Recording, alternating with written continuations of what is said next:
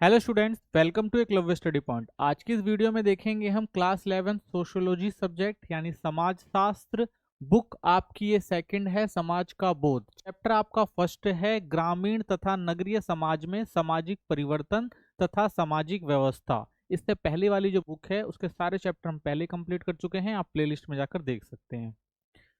Telegram channel जरूर join कर लें हमारा, जो क्लास 11th ईएसपी नाम से है। यहाँ पे आपको पीडीएफ नोट्स मिल जाएंगे, एग्जाम से संबंधित लेटेस्ट अपडेट बता दी जाएगी और जितने भी हमारे लेक्चर हैं उनके वीडियो लिंक्स भी आपको यहाँ पर समय समय पर प्रोवाइड करा दिए जाएंगे। तो आप टेलीग्राम चैनल जो है वो जरूर ज्वाइन करें। इंस्टाग्राम पे फॉलो कर लें, यूजर आईडी है एकलव्य स्टडी पॉइंट। जो भी आपके क्वेश्चन है आप हमसे यहाँ पर पूछ सकते हैं। वेबसाइट हमारी जरूर विजिट करें जो एकलव्य स्टडी पॉइंट .com नाम से है। यहाँ पे आपको हर सब्जेक्ट के chapter wise theory notes, MCQ question, short question, long question, ये सारे यहाँ पर प्रोवाइड करा दिए जाएंगे। आप लेक्चर के जो पीडीएफ नोट्स है वो भी आप यहाँ से डाउनलोड कर सकते हैं। ठीक है, चलिए चैप्टर देखते हैं। तो सबसे पहले समझते हैं हम सामाजिक परिवर्तन क्या है। तो देखिए, सामाजिक परिवर्तन वह होता है जब समय के साथ समाज में नई बातें, नए विचार और नई स्थितियां आती हैं। इसके कारण समाज की जो संस्थाएं हैं, संबंध हैं, रीति रिवाज है, मूल्य है, पहले जैसे नहीं रहते। ये हमेशा चलने वाली प्रक्रिया है। सामाजिक परिवर्तन का मतलब है कि भाई एक समाज है, समाज हमेशा एक जैसा तो रहता नहीं है। आप उसमें हमेशा देखेंगे परिवर्तन आता है, उसके मूल्यों में परिवर्तन आता है, रहन सहन में परिवर्तन आता है। ठीक है, तो ये सारे जो परिवर्तन होते हैं ये सारे क्या कहलाते हैं? सामाजिक परिवर्तन ही तो कहलाते हैं, क्योंकि एक समाज में जो भी परिवर्तन होता है वो सामाजिक परिवर्तन ही होता है। गिंडसे के अनुसार तो अर्थशास्त्री गिंडसे क्या कहते हैं, सामाजिक परिवर्तन का मतलब है किसी वस्तु या स्थिति की मूल संरचना का समय के साथ बदलाव होना। यानी कोई भी एक वस्तु है या उसकी जो स्थिति है, जो उसकी मूल संरचना थी, अगर समय के साथ उसमें परिवर्तन आप देखते हैं तो वो क्या कहलाता है? सामाजिक परिवर्तन कहलाता है। सामाजिक परिवर्तन की मुख्य विशेषताएं क्या हैं? तो देखिए, यह बड़ा और बुनियादी परिवर्तन होता है, यानी बड़े पैमाने पर और बुनियादी तौर पर इसमें आप परिवर्तन देखते हैं। इसका प्रभाव समाज के बड़े हिस्से पर पड़ता है, यानी एक बड़ा हिस्सा जो है पूरा समाज का प्रभावित होता है इन परिवर्तनों से। परिवर्तन की गति तेज या धीमी हो सकती है। तो कई बार आप देखेंगे परिवर्तन जल्दी हो जाते हैं और कई बार परिवर्तन होने में बहुत समय लगता है। ठीक है, तो तेज भी हो सकते हैं परिवर्तन समाज में और धीरे धीरे भी हो सकते हैं। यह एक लगातार चलने वाली प्रक्रिया होती है और ये कंटिन्यूस चलती रहती है, लगातार चलती रहती है। समय समय पर आप बदलाव होता देखते हैं। ये आंतरिक, भीतर का या बाहर बाहर होने वाले दोनों प्रकार के हो सकते हैं। तो जो सामाजिक परिवर्तन होते हैं वो भीतरी तौर पर भी होते हैं और बाहरी तौर पर भी होते हैं। ठीक है, तो देखिए, सामाजिक परिवर्तनों का जब हम वर्गीकरण करते हैं तो इसकी उत्पत्ति के आधार पर देखते हैं। तो हमने समझा था कि भाई जो सामाजिक परिवर्तन होते हैं वो आंतरिक भी हो सकते हैं और बाहरी भी हो सकते हैं। तो आंतरिक परिवर्तन समझते हैं क्या क्या होते हैं। जब किसी समाज में आदर्श या मूल्यों में बदलाव आता है और नए विचार या रीति रिवाज दिखाई देते हैं तो उसे आंतरिक परिवर्तन कहते हैं। यानी ऐसे आदर्श हो गए या ऐसे मूल्य हो गए जो बहुत समय से आपके समाज में चलते आ रहे हों, या आपका जो रीति रिवाज है वो चलता आ रहा हो, लेकिन उसके बाद आप देखते हैं उसमें धीरे धीरे कुछ परिवर्तन देखने को मिलते हैं। तो वो परिवर्तन जो होते हैं वो आंतरिक परिवर्तन होते हैं। ठीक है, अपने में कुछ नए बदलाव किए जाते हैं। उदाहरण, जब लोग नई सोच अपनाते हैं या पुरानी परंपराओं को बदलते हैं। ठीक है, तो नई सोच अपनाते हैं, पुरानी परंपराओं के साथ नई सोच जो होती है वो कन्वर्ट होती है, तो उसे हम क्या कहते हैं? आंतरिक परिवर्तन कहते हैं। बाह्य या संरचनात्मक परिवर्तन क्या होता है? जब समाज की संरचना या संस्थाओं में बदलाव आता है, जैसे परिवार, विवाह, जाति, वर्ग, समूह या रिश्तेदारी प्रणाली में परिवर्तन, तो उसे बाह्य संरचनात्मक परिवर्तन कहा जाता है। यानी जो समाज की संरचनाएं बनाई हुई हैं, परिवार हो गया, जैसे विवाह, जाति, वर्ग, समूह, रिश्तेदारी, इन सब संस्थाओं में जब आप परिवर्तन देखते हैं तो ये किसी समाज में बाहरी परिवर्तन होते हैं। उदाहरण, संयुक्त परिवार का टूटकर एकल परिवार में बदल जाना। तो आज आप देखते हैं भाई, एक संयुक्त परिवार होता है, एक भरा पूरा परिवार होता है जिसमें चाचा ताई, ठीक है ना, पापा मम्मी बच्चे, ये सारे रह रहे होते हैं। लेकिन आजकल की आप संस्कृति देखेंगे तो इसमें आप क्या देखेंगे भाई कि एक फैमिली जो है वो एकल परिवार को ज्यादा महत्व देने लग गई है, जिसमें माँ बाप और उनके बच्चे होते हैं। ठीक है, तो ये भी क्या, ये जो संरचनात्मक परिवर्तन यानी जो आप बाहरी परिवर्तन देखते हैं। ठीक है, सामाजिक परिवर्तन की प्रक्रिया के स्वरूप क्या है? तो देखिए, सामाजिक जो परिवर्तन है उसको हम एक जो विकासीय परिवर्तन है उसके आधार पर समझ सकते हैं। यानी एक समय लगता है किसी भी परिवर्तन को होने में। जब परिवर्तन धीरे धीरे और लंबे समय में होता है, यानी समाज सरल से जटिल रूप की ओर बढ़ता है, तो उसे हम क्या कहते हैं, उद्विकास कहते हैं। ठीक है, यानी समाज पहले क्या होता है, सरल होता है, लेकिन धीरे धीरे समाज में बहुत सारी जटिलताएं आ जाती हैं। ठीक है, जैसे पहले मानव आप देखेंगे भाई, कहा तो जंगलों में रहता था, उसके बाद शहरों में आ गया है, तो इसका मतलब क्या है, ये एक जटिल समाज है। ये क्रमिक और स्वाभाविक प्रक्रिया होती है, तो ये धीरे धीरे और स्वाभाविक बदलने की जो प्रक्रिया आपको देखने को मिलती है यहाँ पर। ठीक है, तो चार्ल्स डार्विन का उद्विकासीय सिद्धांत, तो ये जो सिद्धांत दिया था सबसे पहले चार्ल्स डार्विन ने दिया था। क्या कहना था उनका, प्रारंभ में सभी जीव बहुत सरल रूप में थे, समय के साथ शताब्दियों या सहस्राब्दियों में अपने वातावरण के अनुसार बदलते रहे। ठीक है, यानी पहले सब जीव जो थे एक साथ रहते थे, ठीक है ना, और एक जैसे पर्यावरणीय माहौल में रह रहे थे वो, लेकिन जैसे जैसे समाज बदला, जैसे जैसे समय बदला, समय के हिसाब से, वातावरण के हिसाब से बहुत सारे आपको परिवर्तन देखने को मिलते हैं। डार्विन ने योग्यता की उत्तरजीविता का सिद्धांत दिया। जो जीव अपने पर्यावरण के अनुसार अपने आप को ढाल लेते हैं वे जीवित रहते हैं, जो ऐसा नहीं कर पाते वे समय के साथ नष्ट हो जाते हैं। तो चार्ल्स डार्विन ने क्या कहा, यही कहा भाई कि पर्यावरण हमेशा एक जैसा नहीं रहता, पर्यावरण बदलता है, और जब कोई भी जीव अपने आप को पर्यावरण के हिसाब से बदलता है तो वो जीव टिका रहता है उस जगह, नहीं तो उसका विनाश हो जाता है, या वो नष्ट हो जाता है, या समाप्त हो जाता है। ठीक है, तो ये किसने कहा था, डार्विन ने कहा था। यह सिद्धांत दिखाता है कि परिवर्तन प्रकृति प्रक्रियाओं से होता है। तो चार डार्विन यही कहना चाहते हैं भाई सिद्धांत में, जो परिवर्तन है वो प्राकृतिक प्रक्रियाओं की वजह से होता है, यानी जब प्रकृति में चेंज आएगा तो परिवर्तन होना भी लाजमी है। बाद में समाजशास्त्रियों ने इस विचार को सामाजिक जीवन में अपनाया। यह माना गया कि जो समाज अनुकूलन करता है वही आगे बढ़ता है, इसे सामाजिक डार्विनवाद भी कहा गया। तो बाद में जो समाजशास्त्री हैं उन्होंने भी इस जो सिद्धांत को अपनाया, उन्होंने ये भी कहा भाई समाज में जो बदलाव करता है वो समाज जो है वो टिका रहता है, नहीं तो वो समाज भी क्या होता है, समाप्त हो जाता है। ठीक है, तो इसे क्या कहा गया था, सामाजिक डार्विनवाद कहा गया था। क्रांतिकारी परिवर्तन से भी समाज में बहुत सारे परिवर्तन आते हैं। जब परिवर्तन अचानक या तीव्र गति से होता है तो उसे क्या कहा जाता है, क्रांतिकारी परिवर्तन। यह आमतौर पर राजनीतिक या सामाजिक संदर्भों में होता है, जहां पुरानी व्यवस्था बदलकर नई व्यवस्था लाई जाती है। ठीक है, तो राजनीतिक या सामाजिक संदर्भों में कई बार बहुत जल्दी से परिवर्तन आपको समाज में देखने को मिलते हैं, तो इसे ही क्या कहा जाता है, क्रांतिकारी परिवर्तन। ठीक है ना, जो समाज में आता है परिवर्तन वो किस वजह से आता है, क्रांतिकारी कारणों की वजह से आता है। वहां पर आप देखेंगे भाई राजनीतिक या सामाजिक संदर्भ जो आगे बढ़कर आते हैं, और एक पूरी जो व्यवस्था चल रही होती है उस व्यवस्था को बदलकर एक नई व्यवस्था लेकर आते हैं। उदाहरण के तौर पर आप देखेंगे फ्रांसीसी क्रांति बहुत सारे बदलाव लेकर आई थी, रूसी क्रांति जो थी उसने भी समाज में बहुत बदलाव किए, और साथ ही औद्योगिक क्रांति या एक संचार क्रांति जो आई, इन्होंने समाज में एक बहुत महत्वपूर्ण रोल निभाया परिवर्तन लाने में। ठीक है, तो परिवर्तन की प्रकृति के अनुसार प्रकार को समझते हैं। तो सबसे पहले समझते हैं संरचनात्मक परिवर्तन क्या होता है। तो समाज की संस्थाओं या नियमों में बदलाव आना वो क्या होता है, संरचनात्मक परिवर्तन। यानी पहले समाज में जो अलग तरह से संस्थाएं काम करती थी, नए अलग तरह के नियम होते थे, लेकिन ये सब चीजें क्या होती हैं, बदलती हैं। जैसे सोने चांदी की जगह कागजी मुद्रा का आना, इसे बैंकिंग और वित्त प्रणाली बदल गई। ठीक है, तो ये संरचनात्मक परिवर्तन है। पहले लोग सोने चांदी का इस्तेमाल करते थे लेन देन में, लेकिन बाद में जब कागजी मुद्रा आई तो उसने क्या किया, एक पूरी संरचना को ही बदल दिया। सेकंड, मूल्य और मान्यताओं में परिवर्तन।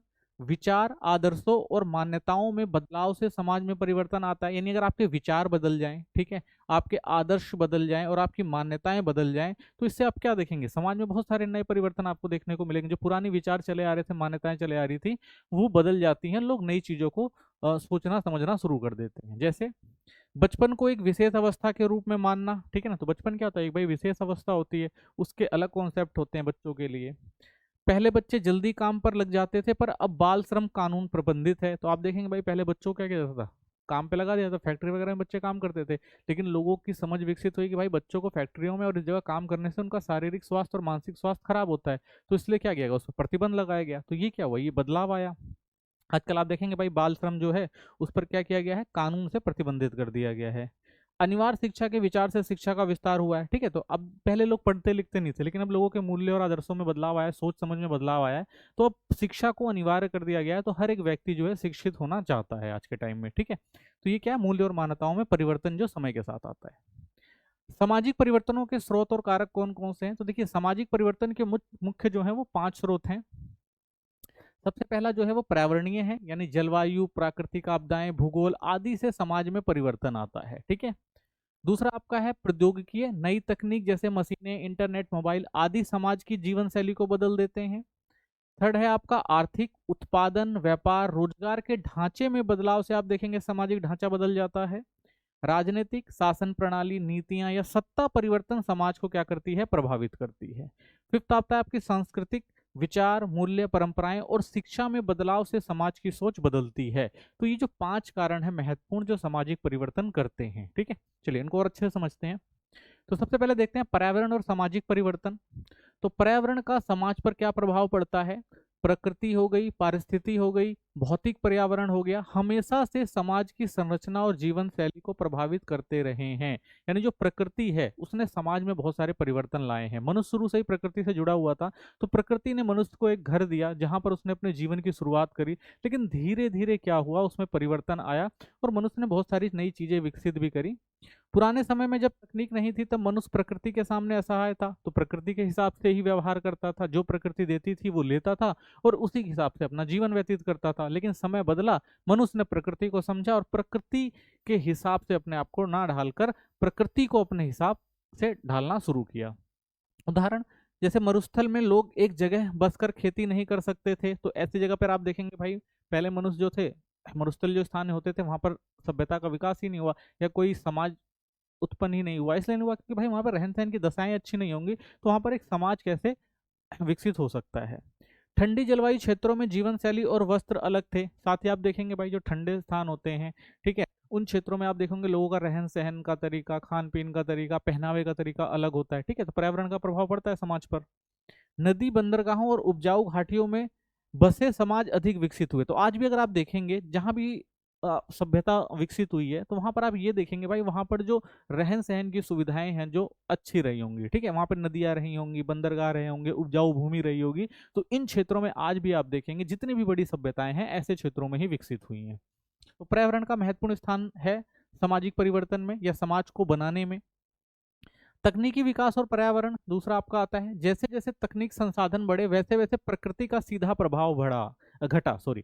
जैसे जैसे आप देखते हैं प्राकृतिक संसाधन जो पहले हमारे यहाँ थे, मनुष्य प्राकृतिक संसाधनों पर डिपेंड करता था, लेकिन धीरे धीरे आप देखते हैं कि जो मनुष्य जब विकसित होना शुरू हुआ, मनुष्य ने जो विकास अपना करना शुरू किया, तो वो बहुत सारे ऐसे परिवर्तन लेकर आया या बहुत सारी ऐसे उन्होंने खोजे करी जिससे वह प्रकृति का जो प्रभाव उन पर था वो क्या हुआ, धीरे धीरे घटना शुरू हुआ, यानी घटने लगा। अब जो प्रकृति थी उतना प्रभाव मनुष्य पर नहीं डाल रही थी, क्योंकि मनुष्य ने भाई प्रकृति को अपने हिसाब से ढालना शुरू कर दिया। यानी उन्हें जहां लगता था भाई प्रकृति उनके खिलाफ जा रही है, वो कोई ना कोई ऐसी चीज का आविष्कार करते थे जिससे वो प्रकृति की जो समस्याएं थी उनको रोक लेते थे।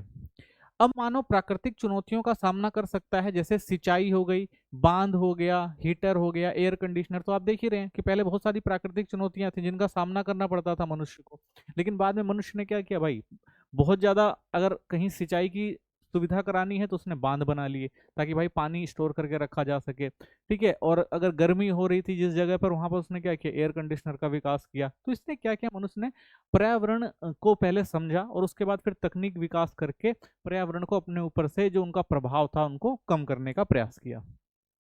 लेकिन तकनीक ने प्रकृति के साथ हमारे संबंधों को बदल दिया, जैसे प्रदूषण, वनों की कटाई, जलवायु परिवर्तन आदि। लेकिन इससे क्या हुआ भाई कि तकनीक ने प्रकृति के साथ जो संबंध थे उसको भी बदल कर रख दिया। यानी पहले आप देखेंगे जो पर्यावरण था वो बहुत संतुलित होता था, सब कुछ सही था, लेकिन आज के टाइम में आप देखेंगे भाई प्रदूषण है, ठीक है ना, वनों की कटाई हो रही है या जलवायु परिवर्तन हो रहा है। तो ये सब क्या है, प्रकृति के साथ छेड़छाड़ करने का ही नतीजा है। तो इसका बहुत बुरा खामियाजा भी जो है एक समाज को या संस्कृति को भुगतना पड़ता है, ठीक है।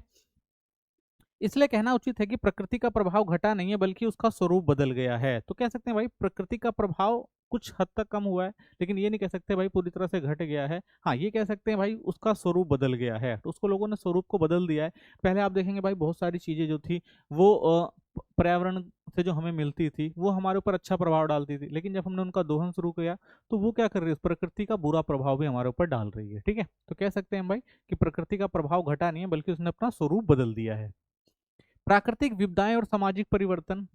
तो भाई प्राकृतिक विपदाओं की वजह से समाज में बहुत सारे परिवर्तन आपको देखने को मिलेंगे, जैसे भूकंप, बाढ़, ज्वालामुखी, सुनामी जैसी प्राकृतिक आपदाएं तुरंत और गहरा सामाजिक परिवर्तन लाती हैं। यानी जहां पर प्राकृतिक आपदा आएगी उस क्षेत्र का जो समाज है, जो संस्कृति है, उसमें आपको बदलाव होते हुए दिखाई देगा।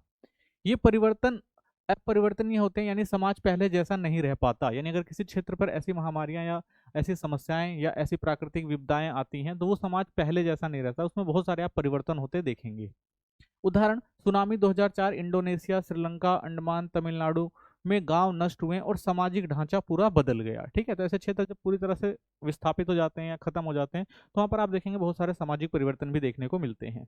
कई लोगों की आजीविका और समाज की संरचना स्थायी रूप से बदल जाती है, तो क्योंकि भाई लोग टोटल डिपेंड अपने स्थान से होते हैं, वहीं से आजीविका वगैरह अर्जित करते हैं। जब वो पूरा का पूरा एक सिस्टम होता है वो खत्म हो जाता है तो वहां पर रहना और उस समाज की संरचना के हिसाब से अपने को ढालना बड़ा मुश्किल हो जाता है। ठीक है, नेक्स्ट आता है आपका पर्यावरणीय संसाधन और सामाजिक विकास। तो कभी कभी प्राकृतिक संसाधन समाज को पूरी तरह बदल देते हैं। उदाहरण, पश्चिम एशिया खाड़ी देशों में तेल की खोज ने इन देशों की अर्थव्यवस्था और समाज को समृद्ध बना दिया। यानी अगर आप देखेंगे जो भी खाड़ी देश हैं, पहले वहां पर क्या था, रेगिस्तान था, कुछ नहीं था, लेकिन जब वहां पर प्राकृतिक संसाधन तेल वगैरह निकलने लगा तो आप देखेंगे वो आर्थिक रूप से बहुत ज्यादा संपन्न हो गए हैं। जैसे 19वीं सदी में कैलिफोर्निया में सोने की खोज ने अमेरिका में बड़ा बदलाव दिया। ठीक है, ऐसे 19वीं शताब्दी आप देखते हैं कैलिफोर्निया में जब सोने की खदानें मिली तो अमेरिका में बहुत जो है परिवर्तन आपको देखने को मिलता है, पूरा समाज में ही परिवर्तन आया वहां पर। तेल संपदा के बिना सऊदी अरब, कुवैत, यूएई ऐसे देश इनके इतने विकसित नहीं होते। अगर मान लीजिए जो हमारे ये भी हैं, अरब हो गया, कुवैत हो गया या यूएई, ये जितने भी हमारे खाड़ी देश हैं, अगर यहाँ पर तेल नहीं होता तो वहाँ पे क्या है, सिर्फ आप देखेंगे भाई रेत ही रेत है चारों तरफ और तो कुछ है नहीं। तो अगर वहां पर तेल ही नहीं होता तो ये जो देश हैं इतने विकसित ही नहीं हो पाते। ठीक है, क्योंकि तेल तो भाई सबकी जरूरत है, हर देश की जरूरत है, और सबसे ज्यादा तेल जो होता है इन्हीं अरब और ये जो आपके खाड़ी देश है यहाँ से होता है, तो इसलिए आर्थिक रूप से बहुत ज्यादा संपन्न हो गए हैं आज के टाइम में। तकनीक और अर्थव्यवस्था का संबंध समझते हैं। तो देखिए आधुनिक काल में तकनीक और आर्थिक परिवर्तन के मिलने से समाज में तेज बदलाव आया है। तो आधुनिक काल में आप देखेंगे भाई तकनीक और जो है आर्थिक परिवर्तन आए हैं तो इससे पूरे समाज में आपको बहुत सारे परिवर्तन देखने को मिलते हैं। तकनीक समाज को प्राकृतिक और नियंत्रित करने, उसे अनुकूल ढालने और संस्थाओं के दोहन में मदद करती है। देखो जब कोई भी एक क्षेत्र होता है वो आर्थिक रूप से संपन्न होता है, वो तकनीक का विकास करता है तो अपने लिए जो है कंफर्टेबल चीजें ढूंढता है, और जब वो कंफर्टेबल चीजें ढूंढेगा तो वो क्या करेगा, पर्यावरण से कॉम्प्रोमाइज करेगा और पर्यावरण को नुकसान पहुंचाएगा ही पहुंचाएगा। तो ये चीज भी हमें देखने को मिलती है।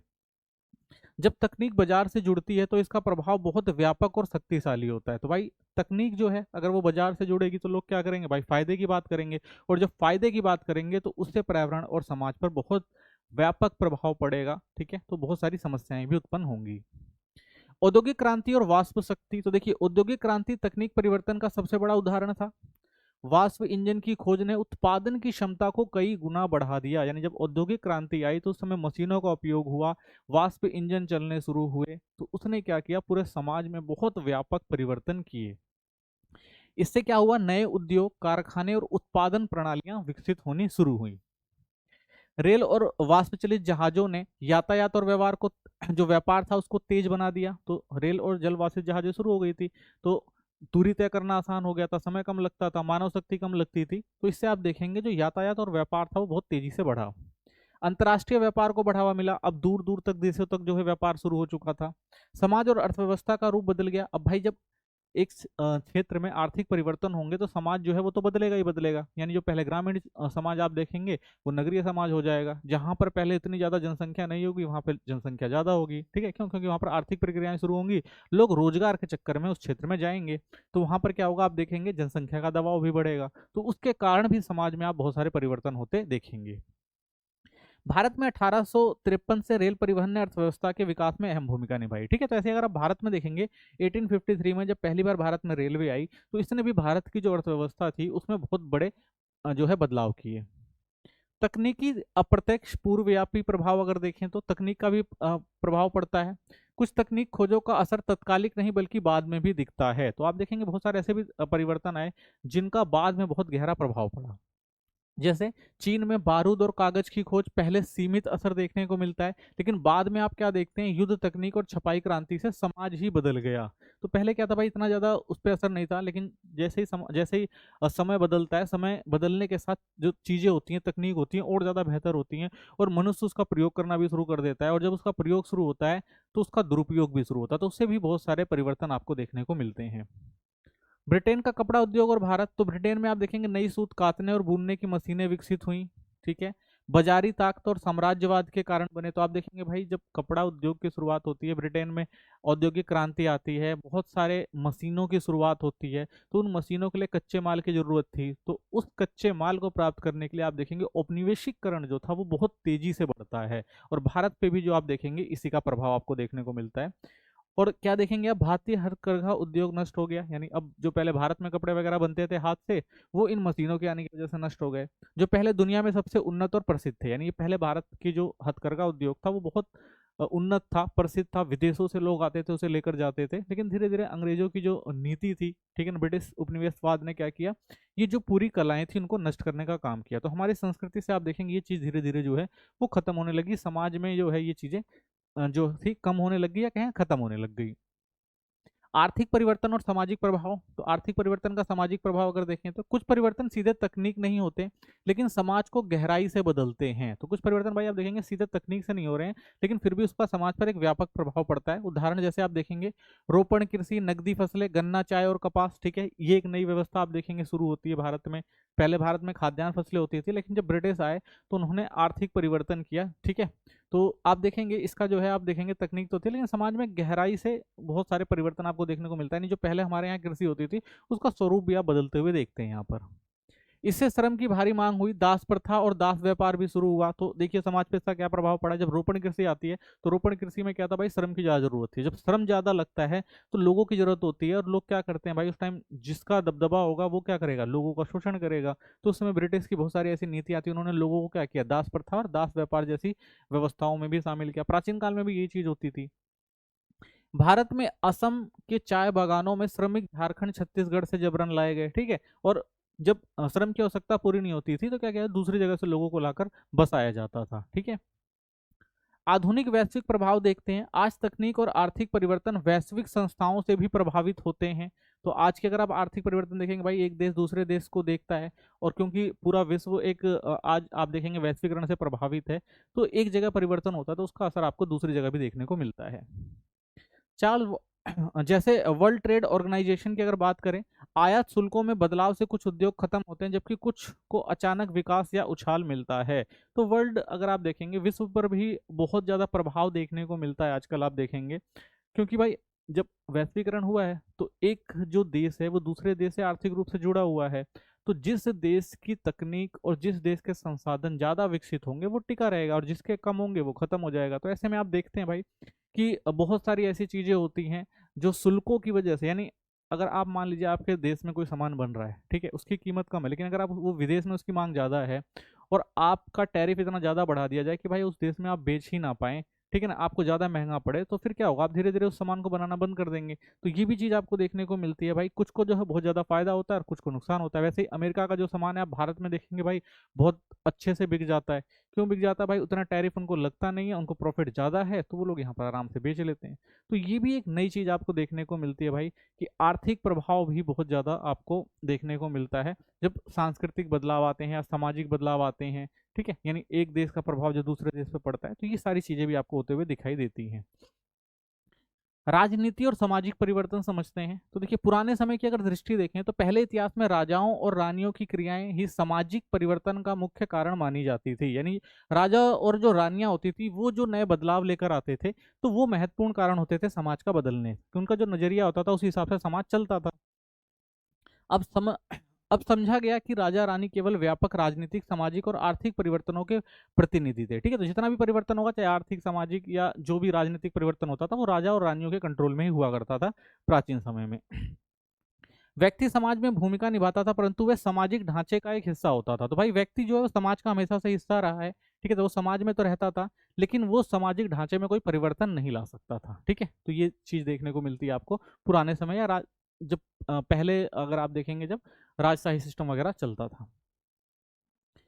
राजनीतिक और युद्ध। राजनीतिक शक्ति सामाजिक परिवर्तन का बड़ा कारण थी। तो भाई जिसके पास राजनीतिक शक्ति थी वो उस हिसाब से समाज को लेकर चलता था। जब एक समाज दूसरे पर युद्ध जीतता या हारता तो सामाजिक की जो समाज की संरचना थी वही बदल जाती थी, यानी अगर एक राज्य ने दूसरे राज्य पर कब्जा किया तो आप देखेंगे बहुत सारे सामाजिक परिवर्तन देखने को मिलेंगे आपको। तो भारत में आपको वैसे देखने को मिलता है भाई कि अलग अलग देशों ने या अलग अलग लोगों ने भारत पे शासन किया, और उनके जो सामाजिक परिवर्तन आज भी आप देख सकते हैं। विजेता अपने साथ नई व्यवस्थाएं और विचार लाता है, जबकि विजित समाज भी विजेताओं को प्रभावित करता है। तो आपको देखने को मिलेगा भाई, जो एक देश दूसरे देश पर कब्जा करता है, तो अपनी जो भी उनका जो भी रहन सहन है, खान पीन है, या जो भी उनका सामाजिक व्यवस्थाएं हैं, वो उन पर प्रभावी होने लग जाती हैं। ठीक है। और बहुत सारी ऐसी भी चीज होती हैं जो जो देश किसी देश को जीतता है, तो उस देश की बहुत सारी जो चीजें होती हैं उनसे प्रभावित होता है, वो उनको भी क्या आता है, अडॉप्ट करता है। तो ऐसे एक दूसरे का प्रभाव आपको देखने को मिलेगा समाज पर, जब राजनीतिक रूप से एक देश का दूसरे देश पर कब्जा होता है। तो ठीक है, भारत में भी आप देख सकते हैं कि भारत ने भी ब्रिटेन से बहुत सारी चीजें जो सीखी, ठीक है, और बहुत सारी चीजों को मिलाकर बनाया गया। एक संस्कृति का मिश्रण आपको देखने को मिलता है, चाहे वो मुगल काल के टाइम में हो या ब्रिटिश काल में हो। तो उनकी बहुत सारी जो चीजें थी वो भारतीयों ने अपनाई, ठीक है ना, और भारतीयों की भी बहुत सारी चीजें थी जो ब्रिटिश ने अपनाई। ठीक है, तो ये परिवर्तन भी आपको देखने को मिलता है। अमेरिका और जापान द्वितीय विश्व युद्ध, तो देखिए जब एक देश दूसरे देश पर भाई आक्रमण करता है तो उसका प्रभाव गहराई से पड़ता ही है। तो एक अच्छा उदाहरण आप देख सकते हैं, अमेरिका और जापान में जब युद्ध हुआ था, तो अमेरिका ने जापान पर विजय पाई और परमाणु बम का प्रयोग किया था। तो सबसे पहले भाई परमाणु बम का प्रयोग जो वो जापान पर अमेरिका द्वारा किया गया था। युद्ध के बाद अमेरिका ने जापान पर कई वर्षों तक शासन किया, ठीक है, क्योंकि उसे जीत लिया था, तो शासन जो था वो अमेरिका का ही होना था। तो इसके परिणाम स्वरूप क्या परिवर्तन आप देखते हैं, भूमि सुधार और नई नीतियां लागू की गई। यानी अमेरिका ने अपने हिसाब से जो भी नीतियां बनानी थी वो कहाँ बनाई, जापान में बनाई। जापान ने अमेरिका से तकनीक सीखी और 1970 तक तकनीकी रूप से आगे निकल गया। तो इसका क्या प्रभाव पड़ा भाई, जापान ने अमेरिका, क्योंकि भाई पूरा पूरा अमेरिका के कंट्रोल में था जापान, तो जो भी उनकी तकनीक थी या जो भी उनका संसाधन थे, उनके इस्तेमाल जो है जापान में भी किए गए। तो इससे जापान ने क्या किया भाई, नई नई तकनीकों को सीखा। ठीक है, अमेरिका की जो भी नई तकनीक थी, जापानी उद्योग विशेषकर कार और इलेक्ट्रॉनिक विश्व में प्रसिद्ध हुए। ठीक है, तो उसके बाद आप देखते हैं कि जापानी जो लोग थे उन्होंने अपने उद्योग को इतना ज्यादा विकसित किया कि आज अगर आप देखेंगे तकनीकी रूप में जापान जो है बहुत सक्षम देश बन गया है। ठीक है, आज भी उनके इलेक्ट्रॉनिक और जो कार वगैरह हैं वो काफी प्रसिद्ध हैं पूरे विश्व में। अमेरिका को भी अपने उद्योगों को जापानी तकनीक और प्रबंधन सिद्धांतों के अनुसार बदलना पड़ा। तो आप देखेंगे भाई अमेरिका ने भी बहुत सारे अपने में परिवर्तन लेकर आए, जापान की जो व्यवस्था थी उसके हिसाब से। ठीक है, तो ये क्या होता है भाई, परिवर्तन आते ही आते हैं। इस प्रकार युद्ध ने राजनीति से अधिक आर्थिक और तकनीक परिवर्तन उत्पन्न किए। यानी युद्ध तो एक समय तक रहा, उसके बाद खत्म हो गया, लेकिन उसके बाद से आज तक आप देखेंगे यहाँ पे जो परिवर्तन हुआ है आर्थिक और तकनीकी रूप पे हुआ है। ठीक है, भारत का स्वतंत्रता संग्राम, तो भारत के स्वतंत्रता संग्राम से भी आप सीख सकते हैं भाई, बहुत सारे सामाजिक परिवर्तन आपको देखने को मिलते हैं। तो भारत की स्वतंत्रता केवल राजनीतिक नहीं बल्कि गहरा सामाजिक परिवर्तन भी दिखाती है। इसने भारतीय समाज को नई चेतना, ठीक है, जो भारत के अंदर नहीं थी, समानता और लोकतंत्र की दिशा में बदला। ठीक है, यानी भारत में पहले जो था राजशाही शासन चलता था, लेकिन बाद में जब ब्रिटिश आए, उपनिवेशवाद आया, तो उनकी जो सोच थी, उनकी सोच से जो है भारत में भी नई चेतना का विकास हुआ। ठीक है, तो उन्होंने भी भाई समानता की बात करी, लोकतांत्रिक व्यवस्था की बात करी। ठीक है, तो ये सारी चीजें कहाँ से आई थी, ये बाहर के देशों से आई थी कि भाई एक समाज में अगर आप लोग रह रहे हैं तो उनके भी क्या है, कुछ उनके भी कुछ दायित्व हैं, ठीक है, या उनका भी कुछ अधिकार हैं जो उन्हें मिलने चाहिए। ठीक है, तो ये सारे विचार जो थे आप देखेंगे स्वतंत्रता के समय भारत में आए थे, और भारत के जितने भी स्वतंत्रता सेनानी थे इसी को आधार लेकर उन्होंने अपनी स्वतंत्रता की लड़ाई लड़ी थी। नेपाल में राजतंत्र का अंत आप देखते हैं, तो 2006 में नेपाली जनता ने राजशाही को समाप्त कर दिया कि अब क्या है भाई, अब जो आधुनिक विश्व है वहां पर आप देखेंगे भाई जो एक राजतंत्र था वो धीरे धीरे अब समाप्त हो चुका है। हर एक देश में लोग जो वहाँ के हैं वो लोकतांत्रिक व्यवस्था चाहते हैं। ठीक है, तो एक जो लंबा इतिहास रहा राजतंत्र का नेपाल में, वो आप देखते हैं खत्म होता है। यह राजनीतिक परिवर्तन समाज में नए शक्ति संतुलन का प्रतीक बना। ठीक है, तो लोग क्या चाहते थे भाई, एक नया शक्ति संतुलन चाहते थे, ठीक है ना, जनता का शासन चाहते थे, पुरानी जो व्यवस्था थी उसको खत्म करना चाहते थे। तो ये सारे सामाजिक परिवर्तन भी आप यहाँ पर होते हुए देखते हैं नेपाल में। ठीक है, सार्वभौमिक व्यस्त मत अधिकार, ठीक है, एक ये व्यवस्था आपको देखने को मिलेगी। एक व्यक्ति एक मत का सिद्धांत राजनीतिक इतिहास का सबसे बड़ा परिवर्तन है। यानी आप देखेंगे पहले जो था वो राजशाही व्यवस्था चलती थी, लेकिन जैसे ही लोकतंत्र आया, लोकतंत्र क्या करता है, मनुष्य को एक शक्ति देता है कि वो भाई अपने जो प्रतिनिधि को खुद चुनेंगे। ठीक है, तो उनके ऊपर कौन शासन करेगा ये तय कौन करेगा, व्यक्ति खुद करेगा। तो एक नई व्यवस्था जो थी सार्वभौमिक व्यस्त मत अधिकार से आई। ठीक है, कि हम अपना मत देकर किसी को अपने प्रशासन के लिए चुनेंगे। पहले केवल अमीर उच्च वर्ग पुरुष और विशेषकर जातियों को वोट दे सकती थी। तो जब ये व्यवस्था आई शुरुआत जब अगर इसकी देखते हैं तो पहले जो था भाई जिनके पास धन संपदा होती थी, अमीर उच्च वर्ग लोग होते थे, तो उनको ही सिर्फ ये अधिकार थे। ठीक है, स्त्रियां, निम्न वर्ग और गरीब लोग वंचित थे, तो इनको तो भाई भाग लेने का अधिकार नहीं था। यानी एक व्यवस्था में परिवर्तन हुआ, लेकिन एक तबके के लिए हुआ, दूसरे तबके को उसमें शामिल नहीं किया गया। तो इसके लिए भी आप देखेंगे संघर्ष होता है। लंबे संघर्ष के बाद सभी वयस्कों को वोट देने का अधिकार मिला। ठीक है, तो उन्होंने भी क्या किया भाई, समाज में वो परिवर्तन लाने की बात करी। लोगों ने कहा भाई ये लोग भी समाज से जुड़े हुए लोग हैं, तो इनको हम दरकिनार नहीं कर सकते, इनको भी अधिकार मिलने चाहिए। तो एक लंबे संघर्ष के बाद हर एक वयस्क व्यक्ति को जो है वोट देने का अधिकार दिया गया। ठीक है, लोकतंत्र और असमानता, तो आज भी आप देखेंगे सभी देश लोकतंत्र नहीं अपनाते हैं। तो आज भी आप देखेंगे बहुत सारे देशों में जो है सैनिक तंत्र है। इसके बावजूद भी आप देखेंगे कई जगह चुनावों में धांधली या नागरिकों की कमजोर भागीदारी होती है। ठीक है, तो बहुत सारे देशों में आजकल लोकतंत्र नहीं है, और जिन देशों में बहुत सारे देशों में लोकतंत्र है तो वहां भी देखेंगे भाई चुनावी भागीदारी उतनी अच्छी नहीं दिखती। ठीक है, धांधली करके जीता जाता है। ठीक है, या नागरिकों की जो होती है भागीदारी होगी नहीं, क्योंकि उनको लगा भाई कि कुछ हो ही नहीं सकता, तो लोग क्या करते चुनावी प्रक्रिया में भाग ही नहीं लेते। आप भारत में खुद देख लीजिए, भारत में वोटिंग परसेंटेज कितना होता है, मुश्किल से 55-60% तक जाता है। तो इसका मतलब क्या है भाई, बहुत सारे लोग जो हैं वो 40% लोग एक देश के अंदर जो लोग हैं वो चुनाव में भाग ही नहीं लेते हैं, तो लोगों की भागीदारी भी कम है। तो ये भी एक समस्या रही है।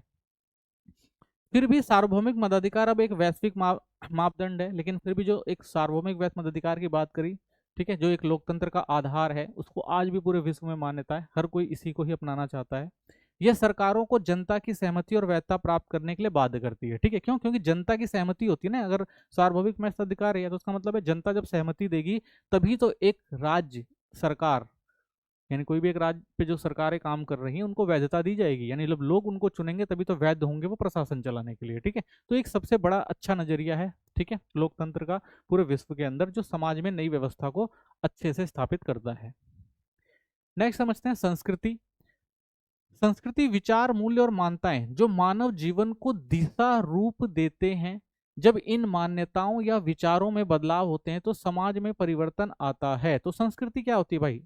संस्कृति किसी भी एक स्थान पे जो भी लोग रह रहे हैं समाज में, उनकी जो मान्यताएं हैं, उनका जो जीवन है, जो उनका रहन सहन है, ठीक है, वो किन्हीं ना किन्हीं मूल्यों से जुड़ा होता है, मान्यताओं से जुड़ा होता है। और जब इनमें परिवर्तन आ जाता है तो कह सकते हैं उस समाज और संस्कृति में परिवर्तन आया है। तो धर्म और सामाजिक परिवर्तन आप देखते हैं। धर्म एक प्रमुख सामाजिक सांस्कृतिक संस्था है। धार्मिक मान्यताओं ने समाज को संगठित करने में मदद मिली। तो आज आप देखेंगे भाई बहुत सारे ऐसे लोग हैं जो धर्म से जुड़े हुए होते हैं और उनकी मान्यताओं और विचारों पर काम करते हैं, और एक संस्था के रूप में जो है वो स्थापित है हर एक समाज में, चाहे वो हिंदू हो गए, मुस्लिम हो गए, सिख ईसाई हो गए। तो सबके क्या है भाई, अपने धार्मिक महत्व है, सामाजिक मूल्य हैं, नैतिक आधार है, जिसके आधार पर एक संस्था के रूप में लोग आपस में जुड़े रहते हैं। जब धर्म बदलता है तो समाज भी बदलता है। तो अगर किसी क्षेत्र में अगर आप देखेंगे धर्म में बदलाव आता है तो वहाँ के समाज में भी बदलाव आता है। तो बहुत सारे लोग देखेंगे आप धर्म में परिवर्तन करते हैं। ठीक है, जब वो धर्म में परिवर्तन करते हैं तो वो एक पूरे समाज को जो है वो परिवर्तित कर देते हैं। उदाहरण के तौर पर आप देखेंगे मैक्स वेबर की पुस्तक है the protest ethic and the spirit of capitalism. यह दिखाती है कि प्रोटेस्टेंट ईसाई धर्म ने पूंजीवाद के विकास में योगदान दिया। यानी एक पूरा धर्म जो है प्रोटेस्टेंट ईसाईवाद, उसने क्या किया, एक नई विचारधारा यानी पूंजीवाद को जो है विकसित करने में महत्वपूर्ण भूमिका निभाई थी। भारत में आप देखेंगे बौद्ध धर्म ने प्राचीन समाज और राजनीतिक में बदलाव लाया। तो जब बौद्ध धर्म आया था, जो पुरानी पौराणिक मान्यताएं थी, जो वर्ग व्यवस्था थी, वर्ण व्यवस्था थी, ठीक है ना, जाति व्यवस्था थी, तो उसको क्या किया भाई, बौद्ध धर्म ने खत्म करने का या ना मानने की बात करी। तो इसलिए बहुत सारे लोग देखेंगे आप अपने सामाजिक परिवर्तन करके बौद्ध धर्म में शामिल हो गए।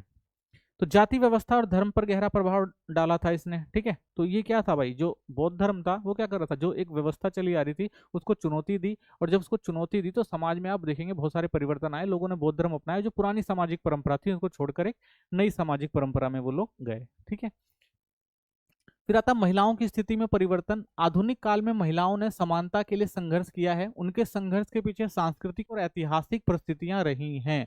तो महिलाओं ने भाई आधुनिक काल में अपने जो भी अधिकार हैं उनके लिए उन्होंने संघर्ष किया है। कि भाई पहले ही जो संस्कृति थी या पहले का जो समाज था वो महिलाओं को वो दर्जा नहीं देता था समाज में जो उन्हें चाहिए होता था। तो उन्होंने भी क्या किया भाई, इसके लिए बहुत सारी जो है ऐतिहासिक लड़ाइयाँ लड़ी, संघर्ष किया। उदाहरण के तौर पर द्वितीय विश्व युद्ध में पश्चिम देशों की महिलाएं कारखानों में काम करने लगी। इससे साबित हुआ कि महिलाएं भारी काम और मशीनों को चला सकती हैं। यानी जब दूसरा विश्व युद्ध आता है तो पश्चिमी देशों में आपको ये देखने को मिलता है कि पहले महिलाओं को जो है वो घर के कार्य तक सीमित रखा जाता था, बाहर नहीं निकलने दिया जाता था। लेकिन जब दूसरा विश्व युद्ध हुआ, ज्यादातर आप देखेंगे जो पुरुष थे वो युद्धों में शामिल हो गए, तो जो अर्थव्यवस्था थी या जो औद्योगिक क्षेत्र था उनको संभालने की जिम्मेदारी महिलाओं पर पड़ी, और महिलाओं ने उसको बखूबी निभाया भी। तो एक जो सोच चली आ रही थी कि भाई महिलाएं जो हैं वो भारी काम नहीं कर सकती, उसमें भी आप देखेंगे परिवर्तन आता है और समाज में एक नई चीज देखने को मिलती है कि महिलाएं भी जो है वो पुरुषों की तरह बाहर काम करने लगती हैं। तो युद्ध के बाद यह समानता की दिशा में भी बड़ा कदम बना। तो भाई जब महिलाएं जो हैं वो पुरुष के बराबर काम कर रही हैं तो महिलाओं को भी समाज में वही समानता मिलनी चाहिए जो पुरुष को है, ये बात आती है सामने। महिलाओं की भूमिका में बदलाव उपभोक्ता विज्ञापन से भी जुड़ा हुआ है। तो देखिए शहरी समाजों में आप देखेंगे महिलाएं घर की खरीदारी के फैसले लेने लगी, विज्ञापन अब महिलाओं को निर्णायक उपभोक्ता के रूप में दिखाने लगे। इससे महिलाओं की सामाजिक पहचान और मीडिया में प्रभाव बढ़ा है। यानी महिलाएं जो है आप देखेंगे पहले महिलाएं निर्णय नहीं ले पाती थी, लेकिन अब आप देखेंगे जो पूरे घर की जिम्मेदारी है वो महिलाओं की है। तो महिला जो है एक बड़ी उपभोक्ता के रूप में आपको दिखाई देती है। तो आज के आप समाज में देखेंगे जो विज्ञापन बनाए जाते हैं वो महिलाओं को ज्यादा आकर्षित करने के लिए बनाए जाते हैं, ठीक है, ताकि उनका प्रोडक्ट बिक सके। ठीक है, तो एक नई चीज आपको देखने को मिलती है कि जो महिलाओं की भूमिका थी समाज में वो बदलती है। खेलकूद और सांस्कृतिक परिवर्तन, तो इसमें भी आप देखते हैं बहुत सारी अभिव्यक्ति आपको देखने को मिलती है। खेलकूद और ये भी जो है सांस्कृतिक और समाज को प्रभावित करते हैं। उदाहरण, क्रिकेट ब्रिटिश अभिजात वर्ग से शुरू हुआ फिर पूरी दुनिया में फैला। तो क्रिकेट की आप देखेंगे पूरे विश्व में जो शुरुआत हुई थी वो कहाँ से हुई थी? ब्रिटेन से शुरू हुई थी, इंग्लैंड से। बाद में ये राष्ट्रीय गर्व और पहचान का प्रतीक बन गया, ठीक है। लेकिन बाद में क्या हुआ भाई कि क्रिकेट कौन अच्छा खेलता है? इंग्लैंड। इंग्लैंड ने सबको क्रिकेट दिया है, तो ये क्या था उनके लिए? गौरव और पहचान का प्रतीक था, ठीक है। तो बाद में और देशों ने भी क्या किया भाई, इसको अपनाना शुरू किया कि भाई हम इसमें सर्वश्रेष्ठ बनेंगे तो पूरे विश्व में हमारा नाम होगा। तो इंग्लैंड ऑस्ट्रेलिया की प्रतिस्पर्धा उपनिवेश की विद्रोही भावना दिखाती है। तो आपने देखा होगा भाई इंग्लैंड और ऑस्ट्रेलिया का जो मैच होता है वो बहुत जबरदस्त होता है, ऐसे सीरीज होती है एक, ठीक है। तो ये क्या होती है बहुत, क्योंकि भाई इंग्लैंड ने क्या किया था भाई, उपनिवेश स्थापित किया था ऑस्ट्रेलिया में, तो उनका बहुत ज्यादा शोषण हुआ था। तो वो क्या करते थे, वो उनको ये लगता था कि भाई इंग्लैंड को अगर हमने हरा दिया तो हमने पुरानी हार का बदला ले लिया, या जो उन्होंने हमारे ऊपर जो भी कष्ट डाले थे हमने उसका बदला ले लिया। तो ऐसी सोच जो होती थी ऑस्ट्रेलिया की होती थी। तो ये क्या बन गया भाई, एक तरह से आप कहेंगे तो एक प्रतिस्पर्धा का बन गया कारण कि भाई हम जो है जो पुराने समय का बदला अब ले रहे हैं कि भाई जो इंग्लैंड कहता था हम सर्वश्रेष्ठ हैं, हम उसको हरा कर ये बताएंगे भाई कि हम उनसे सर्वश्रेष्ठ हैं। तो ये क्या होती है, एक प्रतिस्पर्धा की भावना बनती है।